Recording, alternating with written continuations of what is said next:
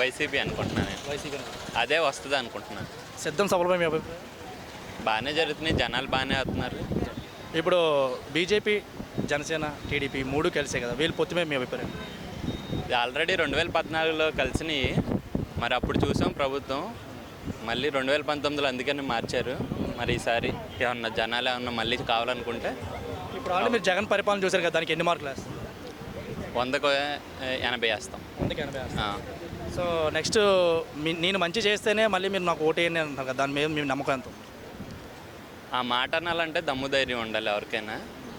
సరే అన్నాడు కాబట్టి దాన్ని బట్టి జనాలు తీసుకునే దాన్ని బట్టి ఎవరికైనా మంచి జరిగితే వాళ్ళే ఓటేస్తారు. మీరు ఏం చేస్తున్నారు? నేను ఎంఎస్సి ఫైనల్ ఇయర్ చదువుతున్నాను ఆంధ్ర యూనివర్సిటీ. చంద్రబాబు హామీలు నమ్ముతారా, జగన్మోహన్ రెడ్డి హామీలు నమ్ముతారా? 2014లో చంద్రబాబు హామీలు ఇచ్చాడు, అవేమి అంతగా ఏం చేయలేదు. కాబట్టి 2019లో ఇతనిచ్చిన హామీలు మ్యాక్సిమం వరకు చేసినట్టున్నాడు. దాన్ని బట్టి ఇతని హామీలే నమ్ముతాం. జగన్ హామీ జగన్ హామీలు. సో 175 వస్తారంట, సింగిల్గా వస్తారు. 175 రావు, కానీ మ్యాజిక్ ఫిగర్ అయితే వచ్చింది.